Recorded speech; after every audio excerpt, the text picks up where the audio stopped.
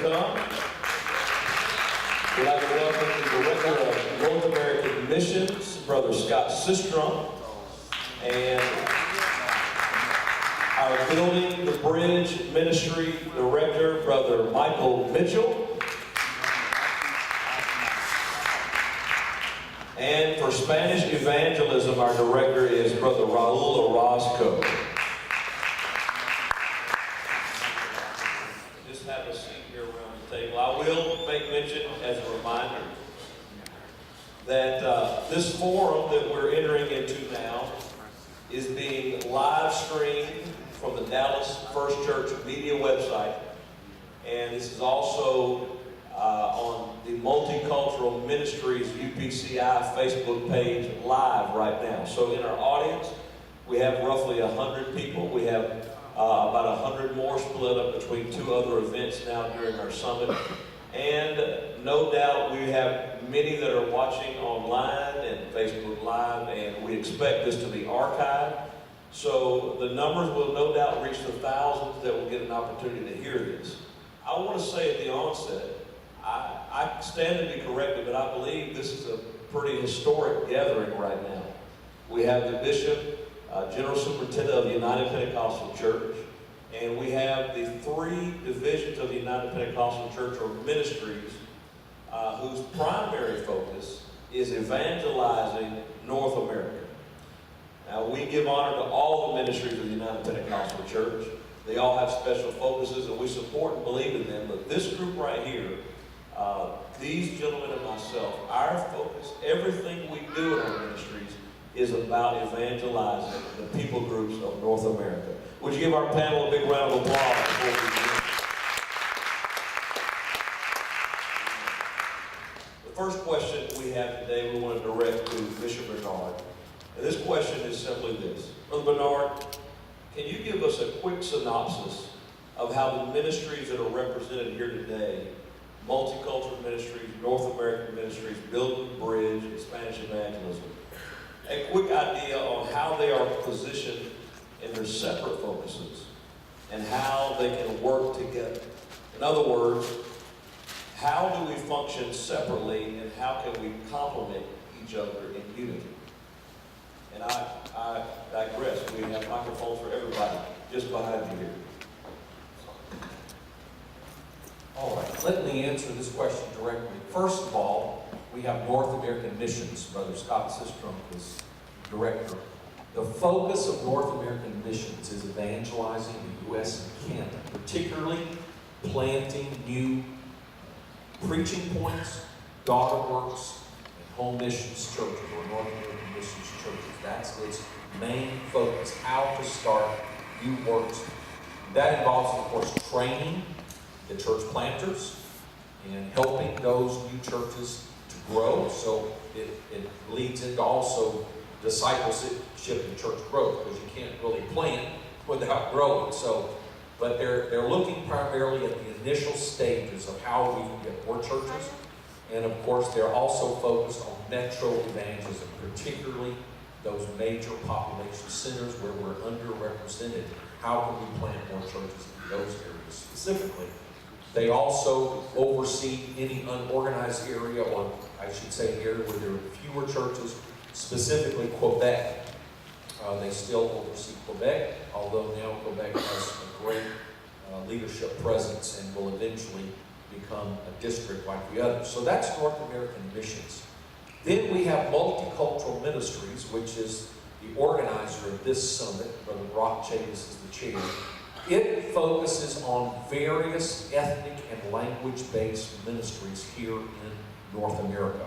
In other words, how do we reach people who speak different languages or who have a unique identity that is not being reached well through other means? So most of it, as I said, is language-based, like Chinese, Korean, Burmese, so on. There are several that are targeting unique groups, such as the Amish Mennonite has a unique culture. The Jewish culture is unique. United Nations ministry is a unique opportunity. So all of those specialized, targeted ministries to various ethnicities and language groups within the U.S. and Canada come under multicultural ministries. Now, there are two exceptions, two big exceptions. Spanish Evangelism Ministries, Brother Raul Orozco, said Spanish is unique in North America in size and recent immigrants. You have more Spanish speakers by far than any other language other than English, so it needs its own structure. And so Spanish Evangelism Ministries is a way for the Spanish-speaking ministers to reach into the Spanish-speaking community of North America. And then Building the Bridge is also unique because it is focused historically on African Americans and blacks. And why is that important? Well, because of the unique history of the United States. This has been a situation where for years, blacks have been underrepresented in the UPCI. And so we realize a need to increase our focus on evangelization into the black community and highlighting the participation of African Americans and blacks in the UPCI. We changed the name to Building the Bridge some years ago to reflect that we're not simply a Caucasian church trying to reach into the black community, but we are a multiracial church. We're a black church, we're a white church, we're a Hispanic church, we're all of the above, but we still want to have an emphasis on the participation of African Americans given their unique status in our culture and our history. And they're still underrepresented in the church, so we must be more effective in methods that reach the African Americans. But we call it Building the Bridge because the bridge goes both ways. We now recognize there are many pioneers and leaders of the black community within the UPCI who have made major contributions to our entire fellowship. And so we want to leverage, and Brother Mike Mitchell is the chair. He pastors a large church in New York City, which is very engaged in the community. And historically, African American, black, Caribbean churches have been more engaged in the community than your typical church. And so they have something to teach all of us. How can we reach urban areas more effectively? How can we reach all cultures more effectively? How can we be more effective in our civic affairs and social affairs? And so that's why we call it Building the Bridge. So while the emphasis remains the importance of participation of African Americans and blacks, the focus of the ministry is how can we leverage that experience to bless everyone. So really there's an overlap. We each have a distinct mission, but it's not a segregated mission. And that's why everybody's here together, because we're all trying to reach souls. And there might be an African American pastor who reaches in the Spanish community. So we want all of us, and then they're going to plant a new church. And so all of us need to be engaged in working together to evangelize North America.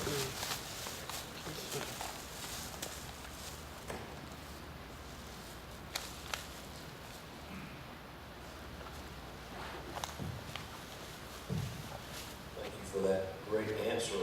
I've been asked to mention for those watching on Facebook Live, you can submit questions, and those questions will be submitted to us here on the panel.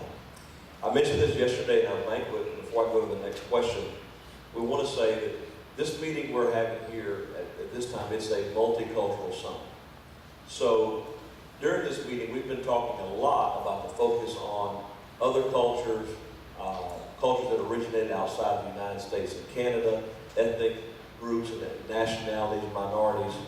But we do want to say that nothing that we have done or said in this meeting is meant to overlook or underemphasize or take value away from the fact that all of us believe that every culture matters, including Caucasian, North Americans, and Canadians. Amen. And what we're doing is we have a special focus here, but the name of this is multicultural ministry, and that means everybody. One of our big visions, and a lot of what our ministry directors for MCM are promoting in their meetings now is, let's also be multicultural. We're focusing on the group that we're called to minister to, but let's teach and train. Let's have multicultural services ourselves. So we're seeing some great advancements there. The next question I have is going to go to Brother Scott Sistrom with North American Missions, and the question is this. Brother, sister, what is the message of North American missions to its upcoming church planners in view of increasingly multicultural North America? Well, simply put, if you're not going to reach all cultures, then you're not fulfilling the mission of the church. And so church planners have a unique opportunity in that we're not trying to turn a church that may have been monocultural for years and change the hearts and attitudes of people. We get a fresh slate, a blank slate. And so I think the emphasis on multicultural evangelism and knowing that we're all made of one blood and all equally valued comes from the heart, right? And so church planners should have a heart for multicultural evangelism. And so when you do that and you start from that, it's almost impossible not to have a multicultural church. When you throw that net out there, all manner of fishes come in. But also say that in the United States in this time period, immigration, legal and illegal, has increased, and we are probably more racially diverse in America than ever before. And so if you're not going to focus on multicultural outreach, then you're going to have a hard time planting a church. Okay, so if you just, and that goes for Spanish or black or white or what, anytime you just focus on one culture that's not language based, you're going to have a hard time. So in addition to that, the metro cities of North America, major metropolitan areas, remain the most under-evangelized areas in North America. Well, they're also the most diverse.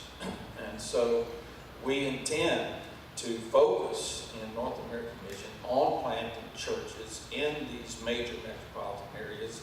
And so necessarily we've got to become more skilled. We welcome what multicultural ministry is doing, what Build the Bridge, what Spanish is doing in increasing our expertise at reaching other cultures, because that's where we're going. And these immigrants normally don't move to small towns where even the local residents have a hard time getting jobs. They move to major cities. And so we plan to reach those. And so our message to every church planter is, you need, if you're not already educated in multicultural evangelism, before you plant a church, make sure that you learn all you can about it. Very good. As a follow-up question, out of the ministries gathered here, North American Missions is the largest department, has a very strong fundraising program each year through Christians for Christ, and church planting is its major focus. There are many resources within North American Missions for church planners. My question is, how can pastors from multicultural ministry daughter works or Spanish churches or those connected with Building the Bridge, how can they better connect to North American Missions and take advantage of those resources that you have created and designed? Well, when we all get to heaven, we're all going to be one culture, right? And so in the church, we should be. It's God's culture. Not, the different cultures is not a result of what God did, it's a result of what man did. So the church should be unified. And the beautiful thing, whether no matter what community you're reaching with evangelism, Bible culture is you gather those people into churches. Okay, you can't be equipped. I don't want to have time to explain this, but you can't be saved without the church. That's my strong belief. You'd have to have a local church to be discipled. And so whatever our outreaches are, it ultimately winds up in church planting. Okay, and so whether you're Spanish evangelism, whatever ethnic or cultural outreach you have, there has to be a church. Well, that's where North American Missions comes in. And we support Spanish churches, Burmese churches. We are really... Let me jump in here. So what just to make sure people out there understand.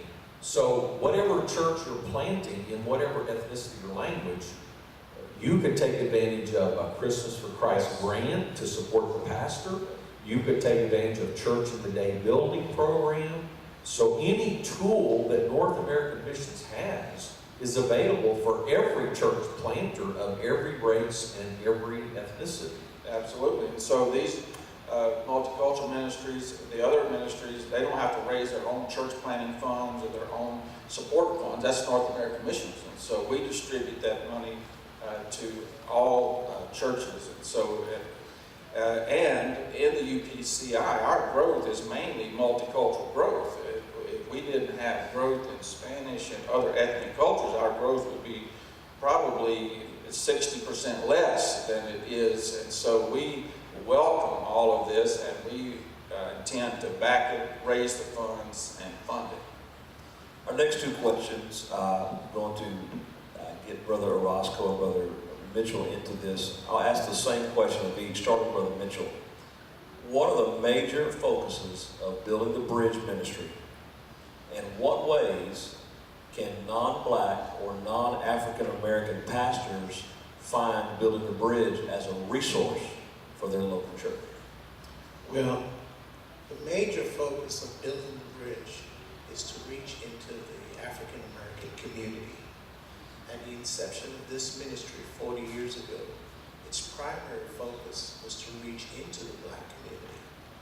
However, the black community has been transformed by migration. People of every ethnicity has now moved into the inner city.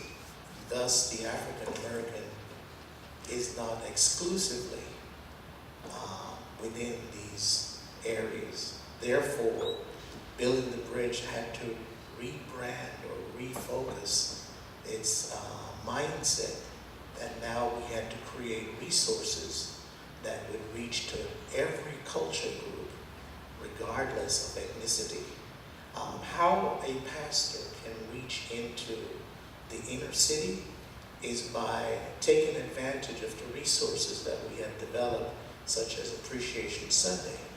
Appreciation Sunday reaches everyone, no matter what their culture group is, and it extends to a particular profession, whether it be law enforcement, educator, or any of those areas, and a pastor can now launch that ministry into the community and reach everyone coming into his church. Excellent, excellent. Brother Orozco, I want to ask you a very similar question.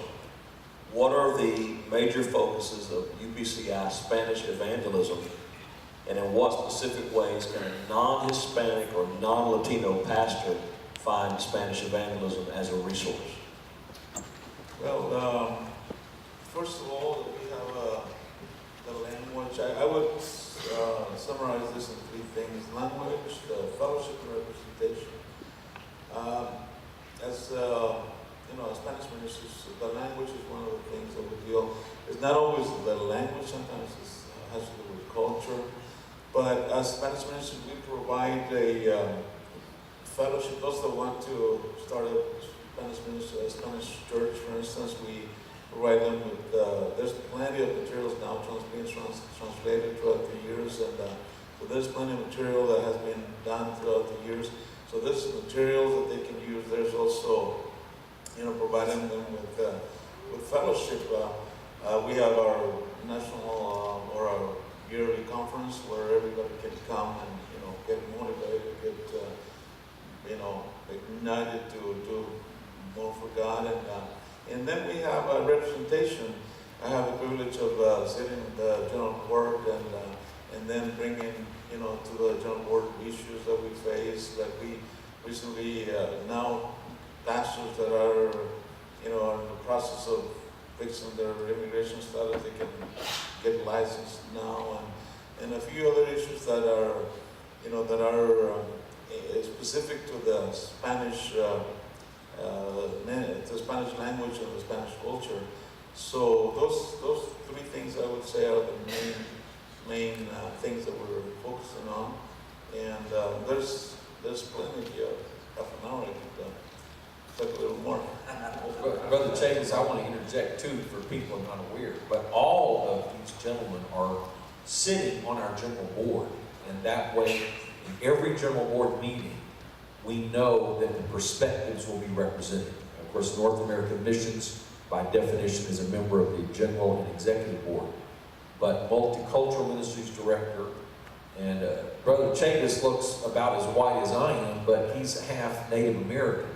So it's interesting to have a Native American representation, as well as Black and Hispanic, always sitting in our general board meetings, so that if we discuss some issue that deals with culture or ethnicity that maybe some people haven't had experience, we at least know there are 3 guys here that definitely have a multicultural experience and a different racial or ethnic or language background, that perspective will always be part of the conversation. And we're getting ready to make a major decision that has a major impact. Somebody's going to say, wait just a minute, have you considered such and such? And I think that's a strength. It's not a matter of political correctness, it's a matter of the importance. If you go to our website, if you go to the Pentecostal Life magazine, if you go to our UPCI directory or manual, you will see all of these leaders listed at the top of the leadership of the United Pentecostal Church International. Very good, very good. Brother Mitchell, I want to ask a question of you, and then I would like for any other members of the panel who'd like to comment on this to chime in just after. What are some ways that local churches may unintentionally fail to signal a clear welcome to minorities when they visit their churches? There are many signals that can be given by a church, but from my perspective, if you do not diversify your song selections, which is a very big issue because singing is a major part of our worship experience. I am from Jamaica, and it's easy for me or my congregation, if they're not educated, to just begin to sing the songs that Caribbean people enjoy. But because we are intentional in diversifying our church, then we are very careful in our song selections to ensure that everyone that comes for a true worship experience is included, even from the standpoint of singing. So I think that we have to be very careful. One of the other things Bishop talked about, potluck, and diversifying even your meal selection when you're having a special event. We just can't continue to just serve what Caribbean people enjoy. We have to make sure that we include everyone at every meal selection in what our congregation is reflecting. I'd like to add to that, song selection is very important in worship. I'd like to add, if you're a pastor, you're analyzing the demographics of your congregation, begin to bring in special speakers on occasion that reflect your congregation. It's easy to, without even realizing it, just pick your favorite preachers. And sometimes your favorite preachers, you may not be viewing them, even considering what ethnicity they might be. And over the course of a year, you've brought in 4 or 5 evangelists from a specific cultural group, not even realizing that these are just your favorite preachers that you feel connect with your church. But when you bring in a speaker that is of the same culture of someone in your congregation, it gives them an opportunity to see a path for themselves to be involved in ministry, to be involved in leadership, and to celebrate. They can relate and celebrate someone of their own diverse group in leadership. And I think it's very important. We're not talking about just tokenism or promoting a racial identity, but let's look at it this way. Thinking outside the box. As you mentioned, we naturally gravitate towards our friends, people we know, people we're comfortable with, and chances are that's going to be people of our same ethnic background. So I'm not saying to pick someone because of the race. I'm saying broaden your selection to include a pool of equally qualified people, but just be more intentional and sensitive. And I do think that's a great thought. Your guest speakers and but also pathway to participation at all levels of the local church, including leadership. Be intentional in the things you say. For instance, it could be a simple thing, but you're using an illustration in preaching a message. Maybe use a quotation from Dr. Martin Luther King Jr. Or maybe if there's a certain celebration, you make sure to make a reference not only to what you were raised with, but something that might connect with a different ethnicity. Just diversify your frame of reference of the illustrations you use, the examples you use, the missionaries that you use. Just be more intentional and more inclusive, not to, as I said, not to be politically correct, but to reflect the existing diversity of our society, as well as either the existing or hoped for diversity that already is in the local church. And I believe, Bishop, also in your selection as it relates to speakers, one of the mistakes that sometimes our friends make, based on that they're coming to what they call a black church, they feel they have to make the statement that, man, some of my best friends are black. You know, I just love West Indian foods. Is there anybody out there? And they'll name one of the West Indian meals and they think that's a way of connecting, not knowing that intentionally they just disconnected themselves from the church. So that also has to be something that our friends are educated on, that when they come, they know what verbiage to use and what not to use. And I'd like to say that in another way. We don't have to constantly feel the need to qualify ourselves.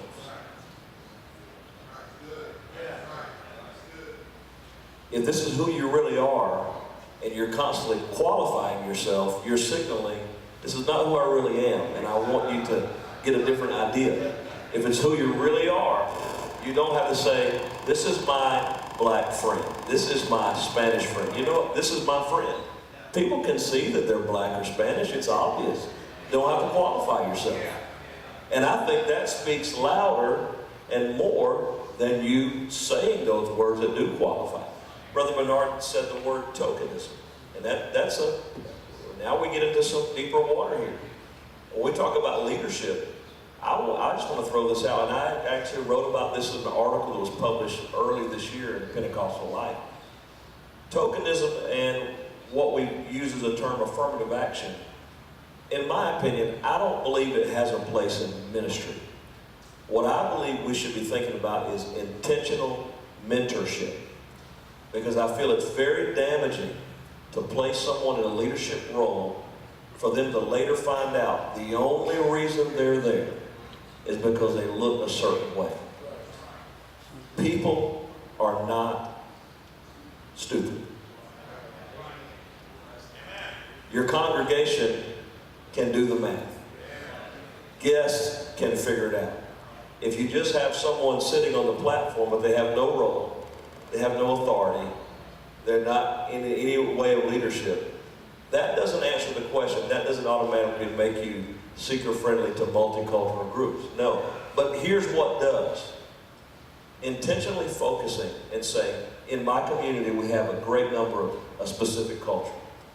Lord, help me to find someone that I can invest in, that I can build, that I can encourage, that I can teach, train, and promote. And then as they naturally grow, they are qualified to naturally fill those roles. And then we don't have to qualify ourselves by saying, we have someone of color on the platform.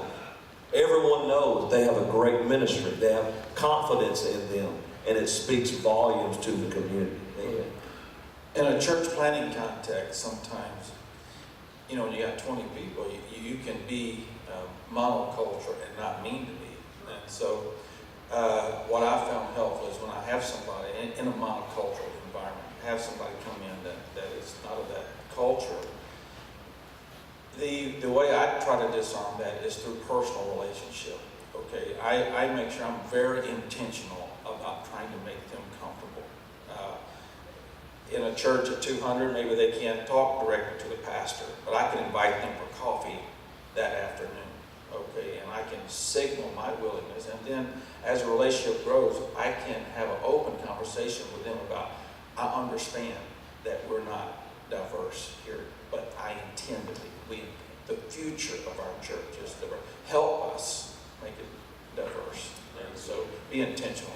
So we've covered song selection, speaker selections, intentional mentorship for leadership, genuine relationships, and a question or a comment just came from the crowd.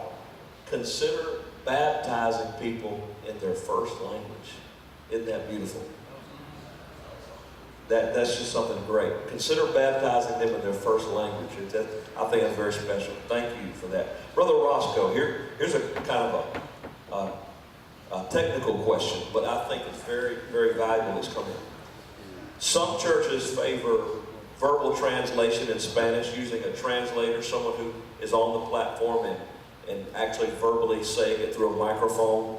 And other churches use headphones or earpieces or some other type of device where someone, maybe in the back or off on the side, is speaking in their ear. What method do you feel is best? Or what would you recommend for a church that is primarily English speaking, but has a desire to cross over that language barrier? Very good question.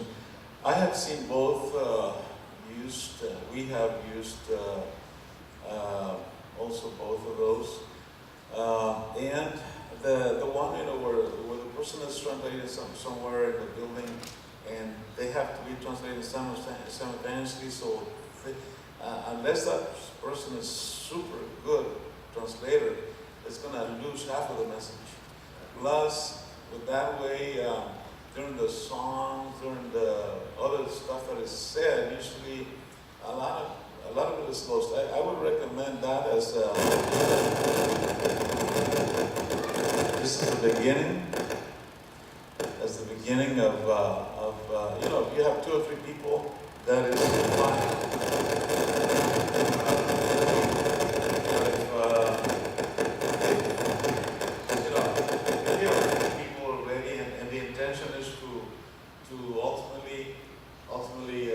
Grow that particular ministry, I would recommend side-by-side translation or interpretation, because this way, everything that has been said, everything, the person that is speaking the first language gives time to the other person that is translating, and then everybody gets the same thing. And in a setting like that, you need to consider also the music. It needs to be also bilingual. There has to be some music that is whatever language, and then do some others. Not only the music, but also sometimes the style of music is important, because it's not only the words, but it's also the culture of the thing. So, but that we ultimately came to a point where we started full English service that we're having now, and so, but that's my recommendation. I'd like to add from my experience, if you just have 1 or 2 speaking another language, you can probably sit quietly and translate, or maybe sit in a section and translate. Or if you have several, the headphones are fine. But just like Brother Roscoe said, it doesn't give the full message, the full experience. It doesn't address the larger cultural issue, the singing. So what happened in our church with Spanish, we would have Spanish-speaking people come. So we just had a few, we would use the headphones.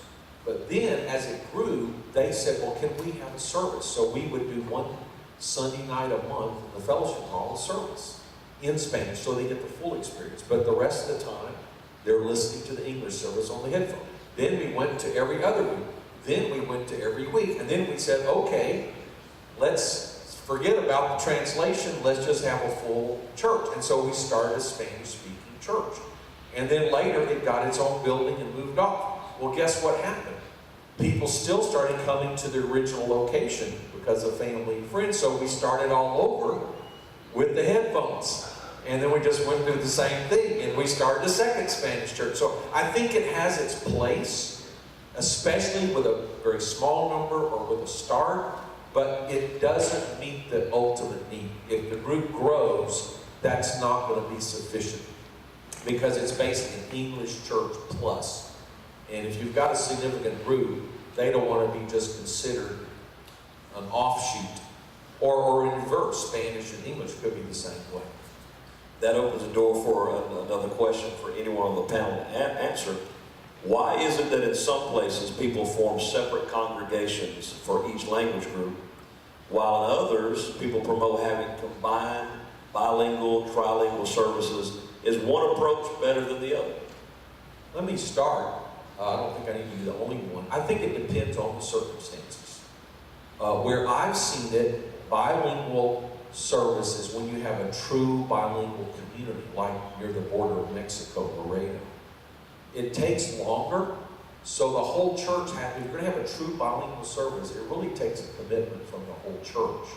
And when you have a majority culture trying to reach a minority culture, it's one thing to have a vision to reach into that culture. It's another thing to change your whole church so that everybody participates. And so unless it's a bilingual community, it's really hard to sustain a truly bilingual church because it requires sacrifices on the part of everybody. Now, but there is an often, like say, reaching many ethnicities where you don't have a huge population or you don't have a constant stream of immigrants, where many of the immigrants know English, or their kids know English, or they're married interculturally with English-speaking people. They really want a majority English church because that's where their family plugs in. So it might be a Korean woman who married an American. Well, her husband, her kids don't even speak Korean, so they don't want a Korean church.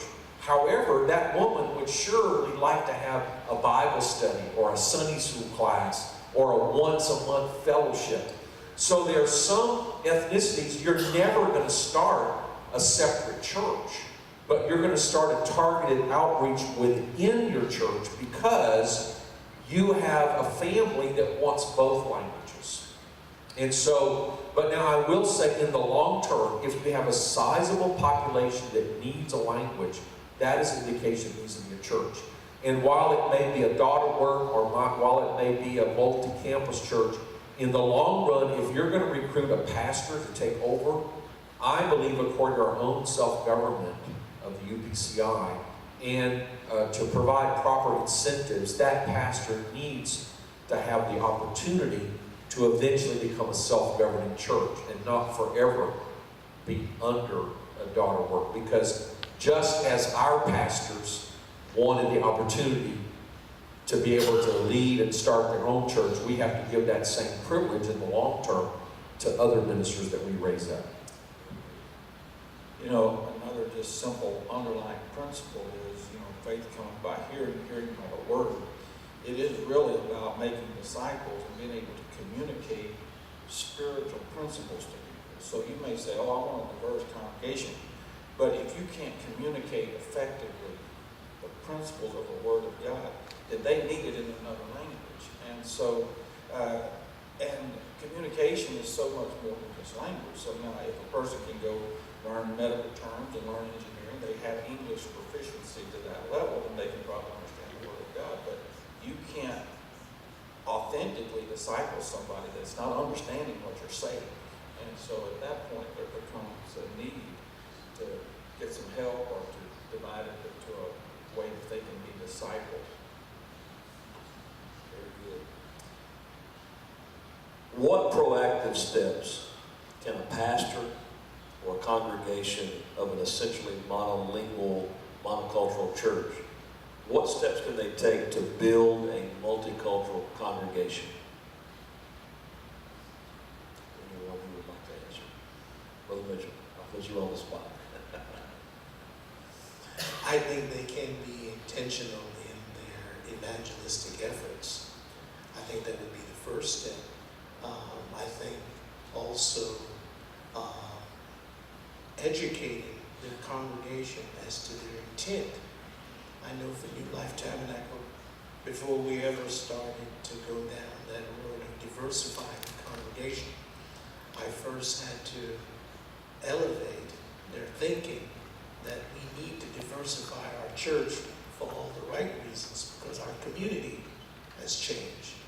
Then once the congregation connects to the vision, then it's easy for the pastor to now give the congregation the resources that are necessary to reach the community. Excellent, excellent. I want to ask a question, and Brother Leonard, maybe you take the lead on it, and I would like to ask for all of us to feel comfortable. This question is sort of directed to those of us that are preachers and teachers in the movement, whether it be evangelists, pastors, or whatever role. There are things that sometimes, because of various backgrounds and cultural upbringings, that there are phrases, idioms, slurs, that somehow, seemingly innocent, have worked its way into our vocabulary when we preach. And while in most cases the intent is not to be delivering a racial slur, it happens. I'll give you an example.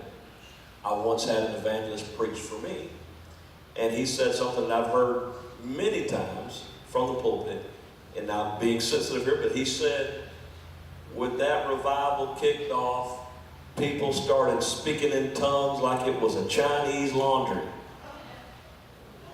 Well, I've heard that for 30 years. It's not offensive to just about anybody in our church congregation, except that one lady we have who was Chinese. Now, I didn't have a large Chinese demographic in our church, and perhaps he didn't notice, or perhaps he didn't even think about it. But that's an example, so that's the context of the question. What are some things as ministry we should just avoid? Let's look at it like this. Here's some things that we should just cut out of our vocabulary in preaching.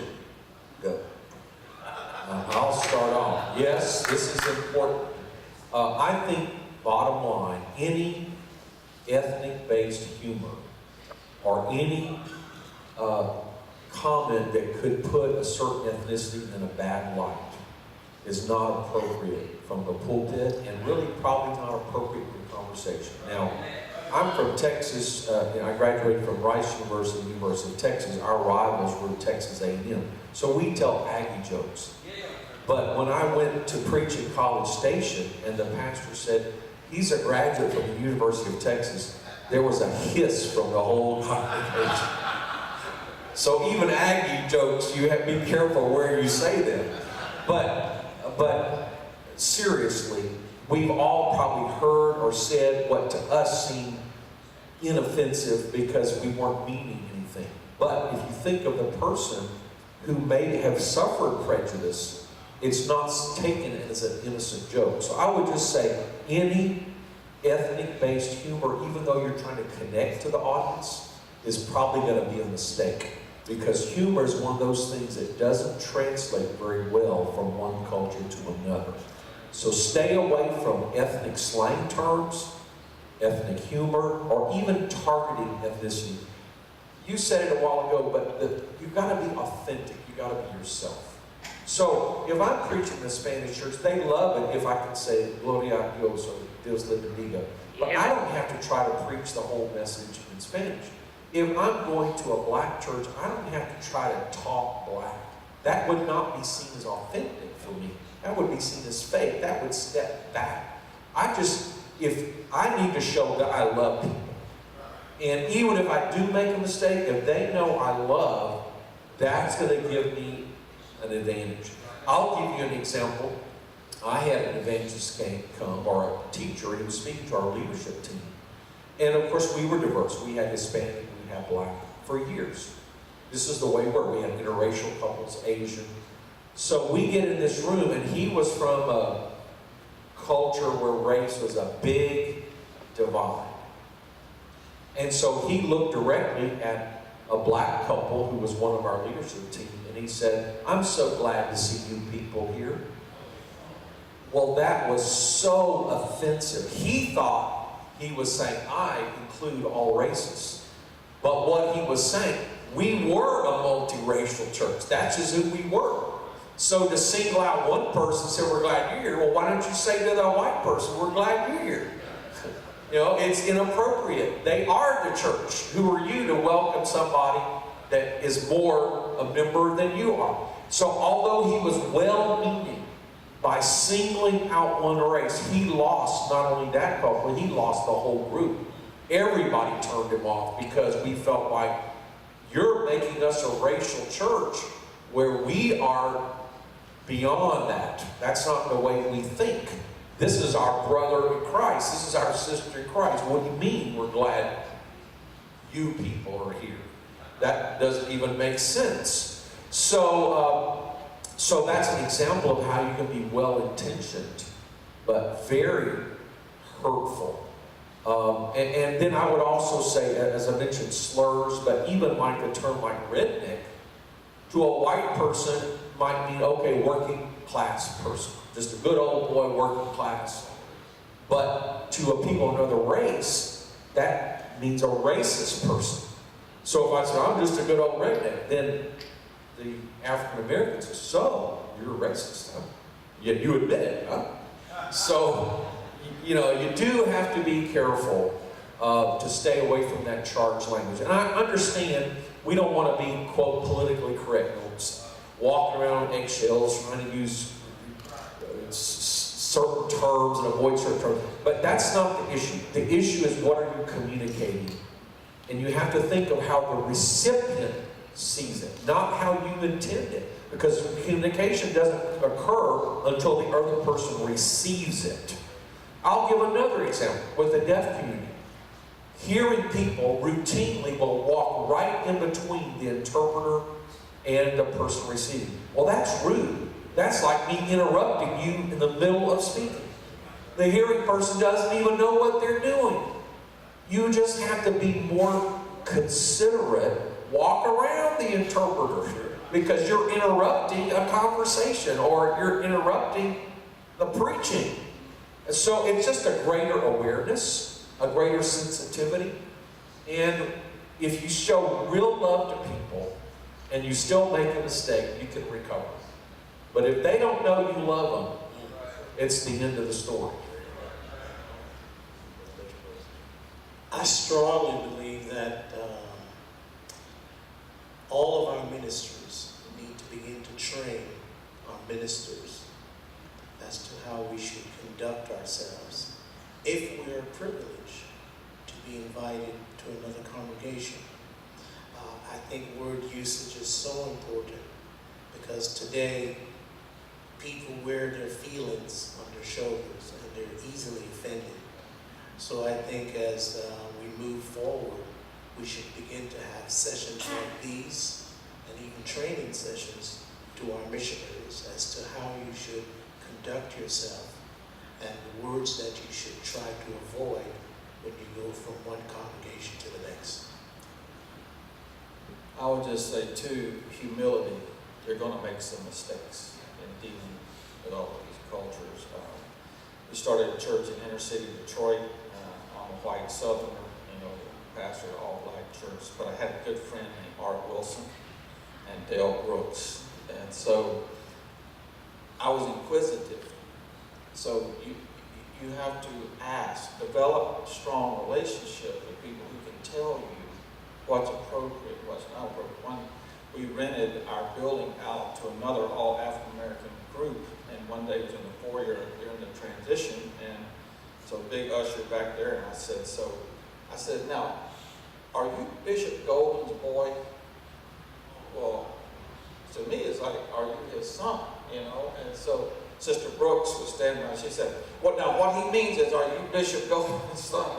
What just happened? She said, Pastor Sistrum, don't say that, and so I apologized. I said, I'm sorry, I didn't mean to offend you by that. And just realize you're going to say something, just apologize, listen, don't get offended that they're offended. Okay, that's our culture, right? Offended, why are you offended? Well, they're offended because they're offended. That apologize, right? And add humility. I didn't mean to cut you off. I would just say that's so good. That's such good, clear. And remember, we're trying to reach sinners, and we're trying to disciple people in our culture. So you're right. Don't get offended because somebody's offended. You're dealing with people you're trying to win to God, and even if they're saved, you're supposed to be the mature person trying to lead them. So it's set aside. Well, you have no right to be offended. I didn't mean that. That's beside the point. It's like if you're in China and you use a slang word for Chinese. You don't get mad at them. I will say this, and I won't give the example because it's too bad. But I was preaching in Australia and used a normal expression in American English that was probably the worst thing you could say. And they kindly received it, but then came to me later and laughed and told me. And then what made me feel good, the leader said, well, I was in America, and he related, he did the very same thing in reverse, spoke to a woman in what he thought was a normal Australian expression, and it turned out to be very inappropriate. So even in English, this happens, and there's no use to get offended, you just got to learn the rules. Sinners don't behave like Christians. That's just too simple, isn't it? Christians ought to behave like Christians, right? Amen. It's a sign of the end time. People are going to be offended. Let's not be shocked. People get offended. This clarity of that is so good. This question is, should diversity reflecting the demographics of the city or your region or your nation, now let's just make it clear, should diversity reflecting the demographics of your community, should it be at every level of the local, district, national church? If so, why doesn't this just happen naturally? It's kind of a loaded question. I would say ideally yes. Because think about it, in heaven, do we think everybody we represent? I would say yes. Do you think in heaven all the worship leaders will be a certain race? I don't think so. So that's ideal. But I will qualify by saying, when you're dealing with a minority culture or language, there is a deliberate intention strategy of having a minority-based church. So to have a Hispanic congregation or a black congregation predominantly, that makes sense because you're trying to reach a minority that otherwise is going to be neglected. Although I would say, as several have already pointed out, even those ethnic-based churches should seek to be intentionally diverse. But what I'm saying is it's not as significant for them because they're already providing a space for people who are otherwise underrepresented. I do think, here was my thinking in Austin. Although one church cannot reach all of Austin, I want to plant other churches. I want to raise up black and Hispanic pastors because they'll be, and Asian, because they'll be more effective than I am in reaching certain people. However, I want everyone who lives in our metro area to feel like they could come to our church. They could belong and they could be in leadership. I wanted that atmosphere. I told the pastors that I trained, I said, now look, just because you're black, if a black person comes to my church, I'm not going to send them to you. And if a white person comes to your church, don't send them to me. Now, if we are not successful in reaching that person, then we can share resources and maybe hand them off, or, because we'll work as a team.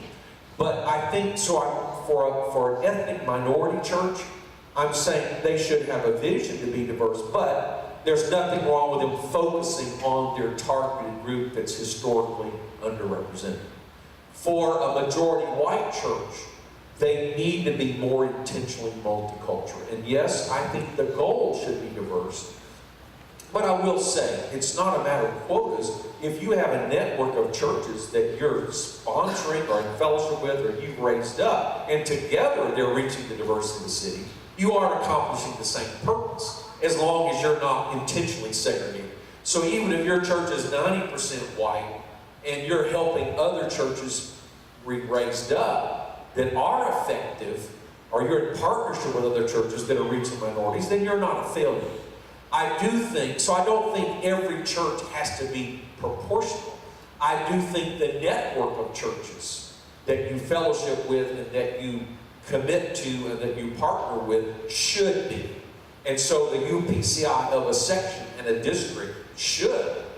But each local church may have a focus. Having said that, even the local church that might be majority white should be intentionally open to everyone, because there are going to be certain people that's are going to be the best way to reach them. So certainly on a section, district, and general level, I do think our goal would be to represent our society, even though certain local churches may have over or under representation just normally. But how does that happen? You've already said intentional mentoring. And ultimately, under our system, people are appointed or elected. Leadership should expand their pool of qualified candidates to make sure they use the power of appointment to various offices and committees to reflect diversity. On the electoral level, obviously, we try to vote for who we think is best qualified. So that's not always going to be a racial category. Again, I would just say let's create paths where people can become qualified, can get the appropriate exposure and experience, which may come through appointed offices first. So at least the electorate knows who's available and qualified. And then eventually that will automatically, naturally be reflected. But it does take time, it does take education, it does take mentorship, and it does take intentionality. So I would say each local church, you're trying to fulfill the mission, not necessarily need a quota. But from a general level, we do want to see leadership gradually evolve to be very reflective, not only of our society, but of our own internal constituency, which is diverse. Very good, very good. We're in the last 25 minutes of our forum, so at this point, if there are questions from our live audience, I'm asking Brother Wilson to help us out in the audience. We have a microphone set up there. If you have a question, if you want to ask, please just go to the microphone. Brother Wilson will assist you, and we'll hear questions direct to the panel from you.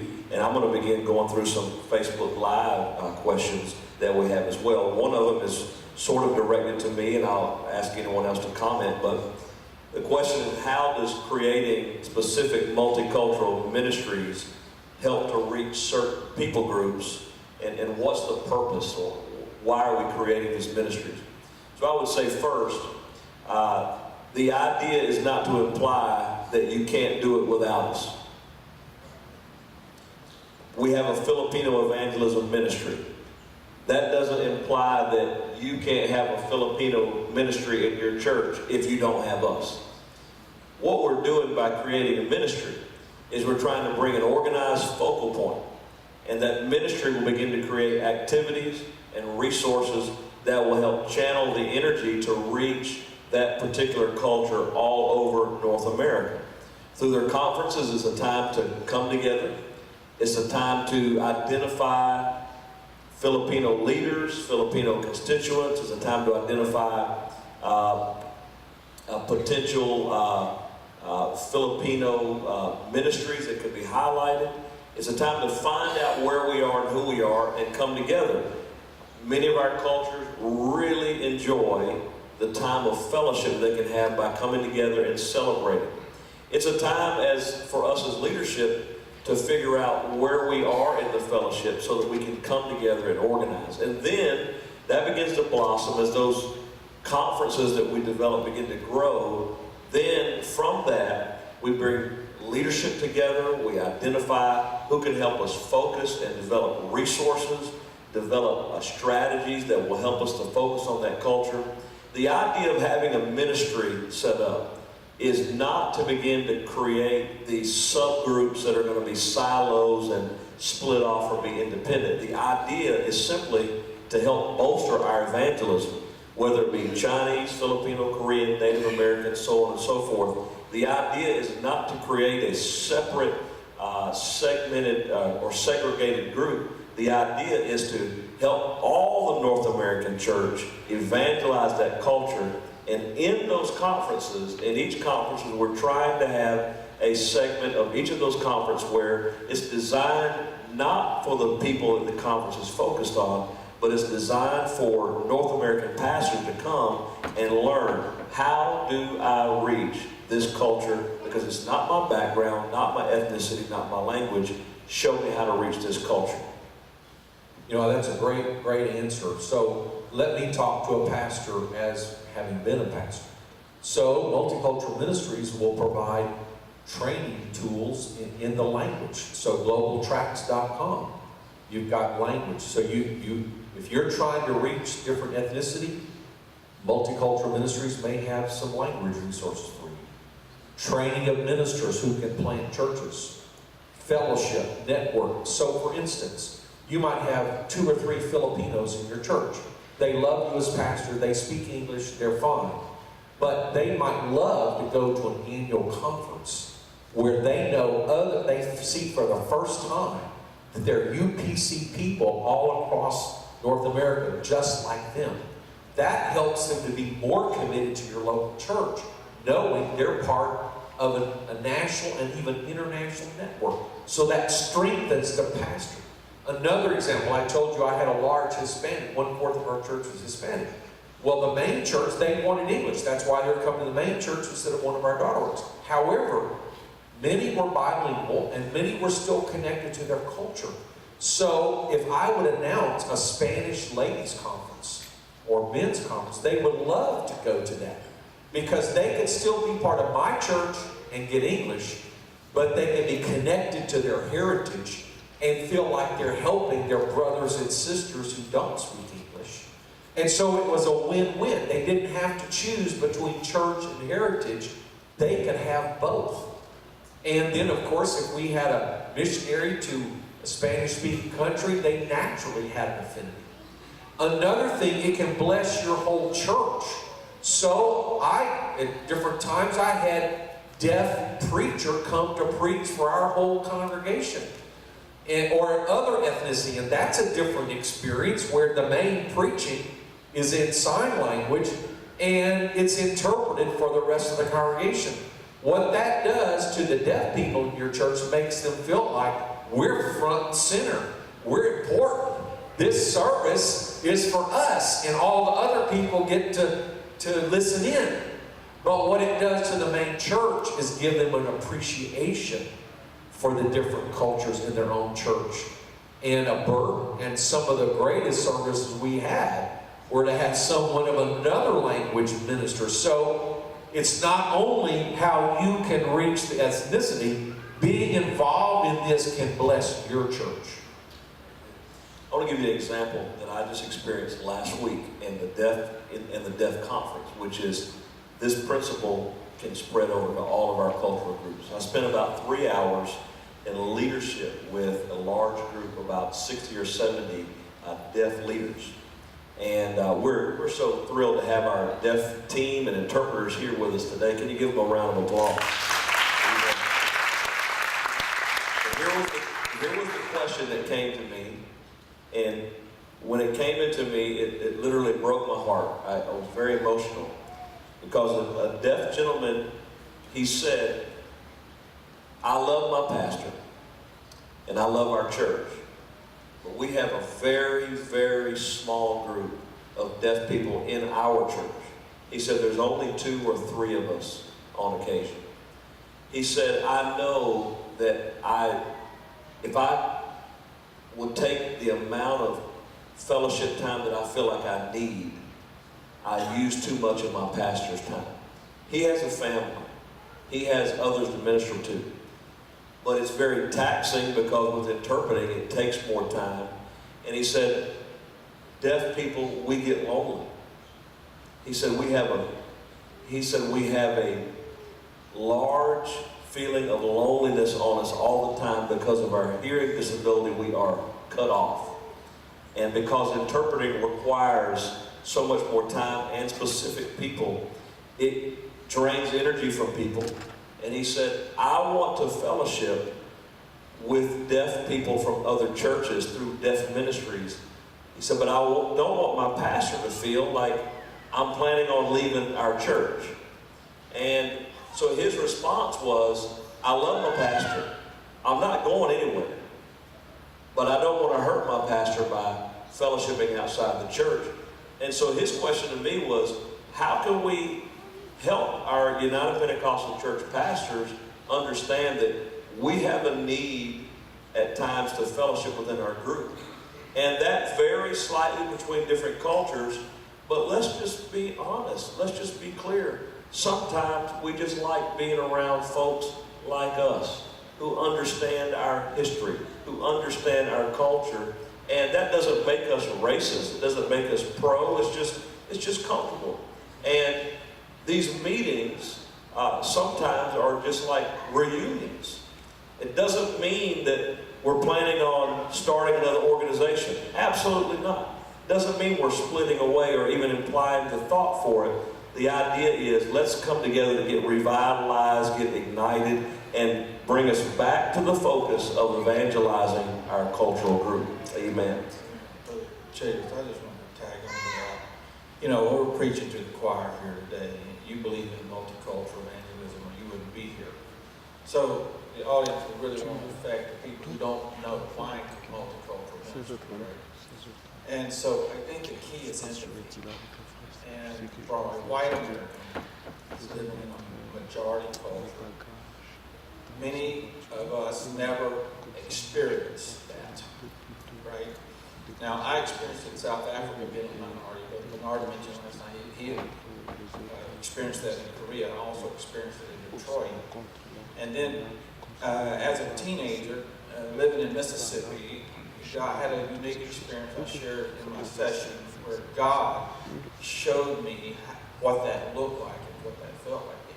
You'll never understand, and I'm speaking to Caucasian ministers that maybe don't understand, you have to put yourself in their shoes and have empathy for what it means to be a minority in a culture.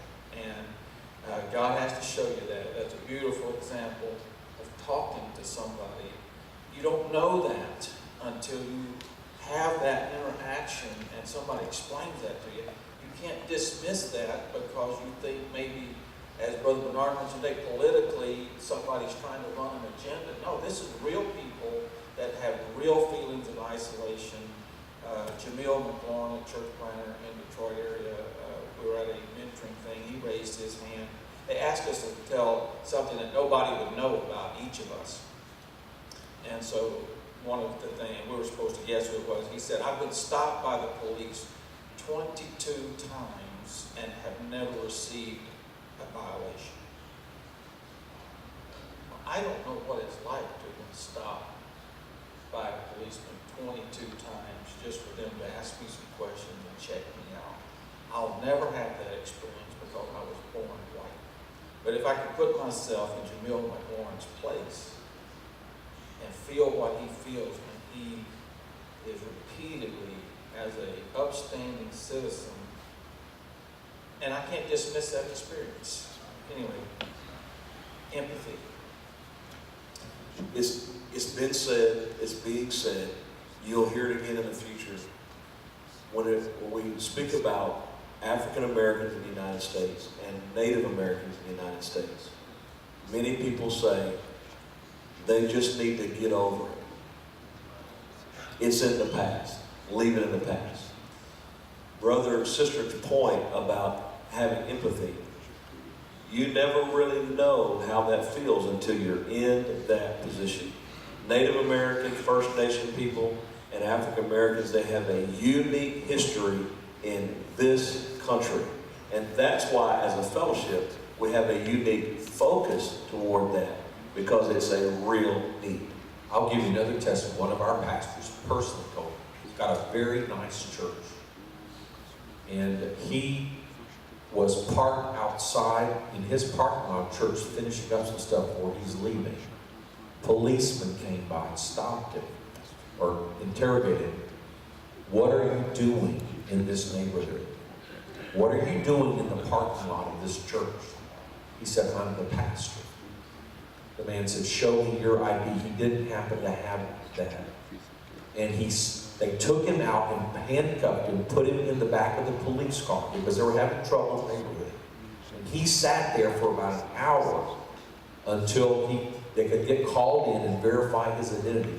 And he told me, I was so humiliated. I'm the pastor of the church. I'm being questioned while I'm in this neighborhood, sitting in this nice car, in this parking lot of this nice church. And now I'm put in handcuffs in the back of the police car, and I'm worried, what are the neighbors going to think? Or what people who have visited our church, they drive by and they see me in the back of this police car, what are they going to think? And of course, he was ultimately, his identity was verified. He was released, so no harm, no foul, you know, no police brutality. So from the police point of view, it wasn't necessarily wrong in the sense of they didn't do anything illegal, but just the idea of being in that situation. As a United Pentecostal pastor, how would you like to be in the parking lot of your church in the back of a police car for an hour or two? And so that does change when you talk about, well, police killings and brutality and these guys shouldn't have been there and shouldn't have done that, and maybe all that's true, but there's a real perception that you shouldn't just dismiss and say there's no problem. And as a church, we have to be respectful of everybody's feelings, not just our own. I want to make a suggestion. If you're a white pastor, black pastor, Hispanic, Latino, Native American, whatever it is, I want to make a suggestion. Have a meeting several times a year in this current season we're in with all of your young people and all of your young adults, and have a very clear conversation about how you should act, how you should behave when you get stopped by the police. We appreciate our law enforcement. Amen? Many of our constituents are law enforcement officers. It would be disingenuous to assume that nobody on the police force ever did anything wrong or made a mistake. That's not the point. The point is, at large, they have a job to do. However, I think we need to educate our young people and our young adults that understand these people, whether they are good or bad or whatever, they're facing things and they're in situations all day long that have them in a heightened sense of danger and awareness. And they may take action based on things you do that you're not trying to, you may not be thinking about. Maybe you're talking back to them, or maybe you're having a bad attitude, or maybe you're resisting in some way.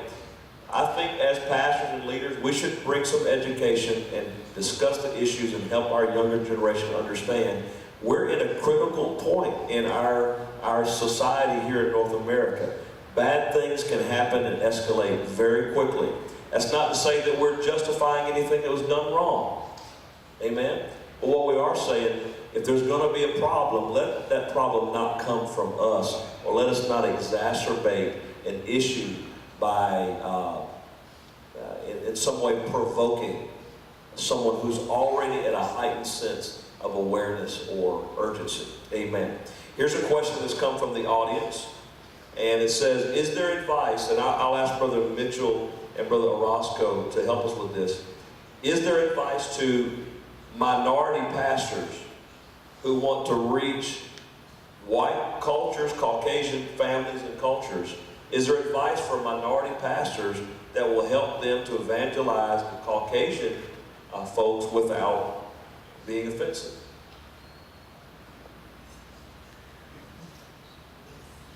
Tough question. Difficult question. But I think from what I've heard from this panel is,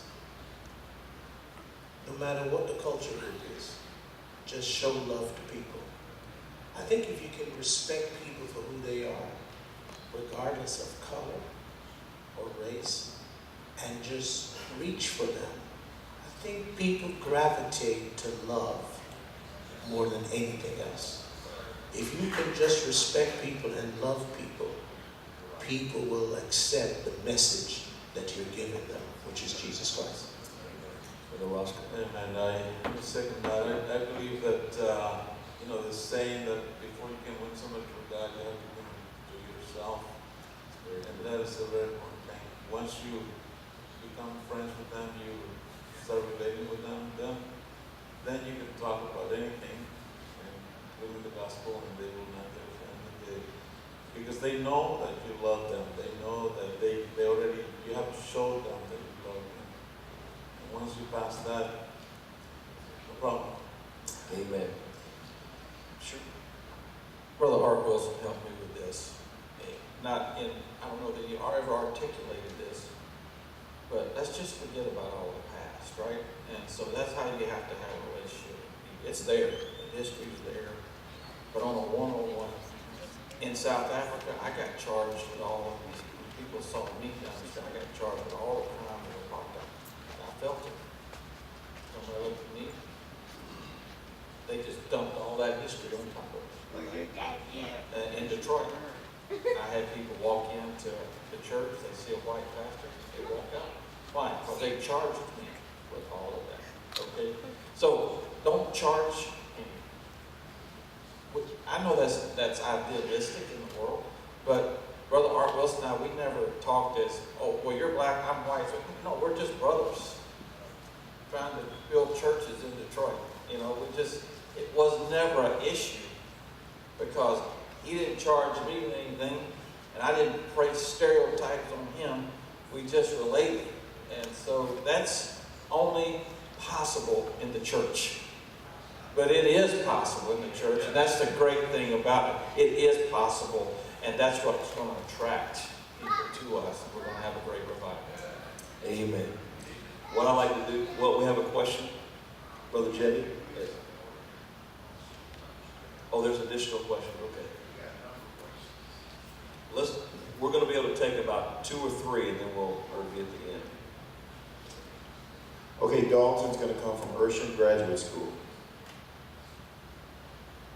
Hello, I'm an Urshan student, and I wanted to know if there's any advice that you have for our apostolic colleges as a whole, and more specifically our students to get involved and to help promote multicultural ministries. I do believe our colleges, some of them at least, are offering multicultural studies or mission studies, and I think that's a really important part of every curriculum in the future. And I also believe that students should not wait till they get out of school, but they should find opportunities for ministry while in school. And I do think one of the fruitful areas, I've seen this happen at Urshan College in St. Louis, also my son Daniel, who's a full-time student pastor in Houston, reaching into the schools, especially the impoverished schools or the schools in lower income areas that have lots of issues. Often they're heavily minority, and they welcome mentors, coaches, life coaches. And there's, even though it's public school, there's an amazing opportunity for college kids to come alongside and be friends or mentors in some of the school systems. So be creative and find ways to get involved in the community. And of course, it's ideal if the school can help facilitate that. I do know that Urshan has a class. I think it's an elective class. It's on diversity. And I spoke there about a year ago with Sister Danisha Gates. And I would encourage all of our colleges to consider having diversity tracks. And maybe perhaps this panel could become a resource to the colleges in developing a curriculum. I know that any of us here would be willing to go and speak and spend some time with the young people at our colleges to invest. Next question. Troy from Arlington. Good morning, gentlemen. Enjoyed the session this morning. My question is, it's probably more geared towards building the bridge, Pastor Mitchell, and I guess anyone can chime in. But how does building the bridge, or I guess the UPCI, what's the strategy for evangelizing the Hebrew Israelite community? You have more and more black people leaving the church, and especially millennials leaving the church, and they are identifying with the doctrines of error because they're identifying with a certain culture, a long-lost culture, that they can't find in church. So my question is, how would we engage that community? Because it's just growing and growing and growing. It's not going to dwindle down anytime soon. I'm going to be very transparent with you. I've just recently heard about that group, and it was brought to my attention by our young adults ministry director.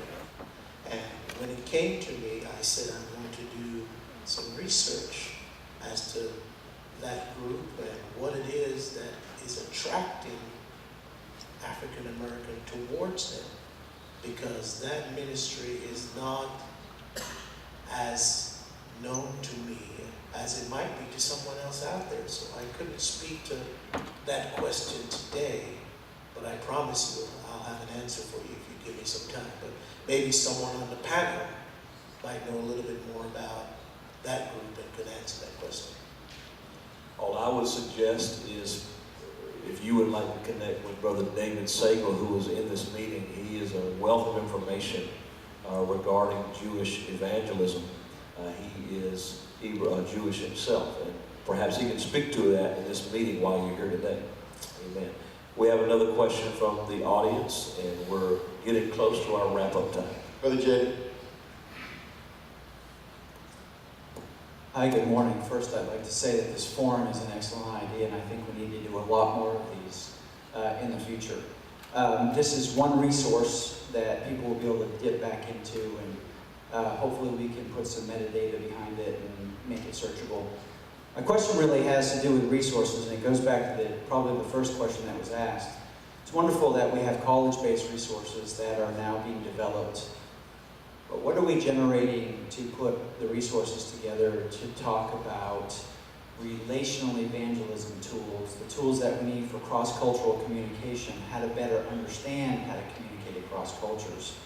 It's wonderful that we have events that are focused on cultures specifically, but unless we do a really good job of getting people from other cultures to come to that specific conference, the challenge is putting the tools in the hands of leaders, to multicultural coordinators, and to those folks that want to reach across culture but don't know how. And I know the global tracks are out there, but that's once you've built relationship and you want to move into a direction of ministering to them, those tools are there. But what about before that point? Very good. I have 2 points for you. The first point is, in the lobby on our MCM table, we have a book that was put together by our former MCM director, Brother Don Hanscom, and Brother Bernard. It talks about the church in a multicultural world. There's some essays that deal with a specific question. But in addition to that, there are 14 different cultural groups that our ministry directors put together, sort of a list of do's and don'ts, bullet points that are just really, really specific. As an example, our Korean director wrote something there that shocked me. I would have never known it. I'm from the South. When I meet you, I will probably do a combination of shaking your hand, punching you on the arm, or hugging you.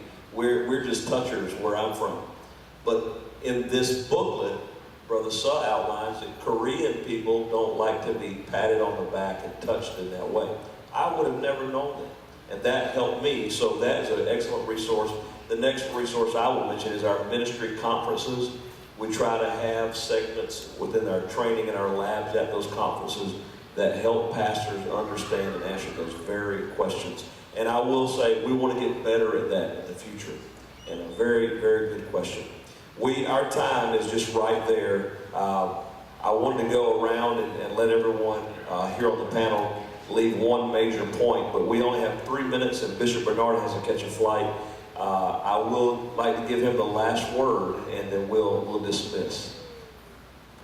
Well, I'm thankful for what God is doing. This is tremendous progress, but much more needs to be done. And I believe we should pray, and I'm hoping the people here, you have an interest in multicultural evangelism. And maybe we can't pray equally for everything, but I wish every one of us would take 1 or 2 cultures and make them a matter of focused prayer. In Spanish evangelism, we're seeing tremendous growth, but we need to see in Filipino ministry tremendous growth. Native American, we're seeing growth. French, we're seeing growth. I think Building the Bridge has some intentional strategies that's going to increase the profile of African Americans and planting of churches by African American pastors. But if each of us would take 1 or 2 cultures and ask God to lay them on our heart, we need a revival. What we're doing is just scratching the surface. And when I read the list, I'm so thankful. But then when I see, well, this group may only have 5 churches. Well, this group may have only 25 churches.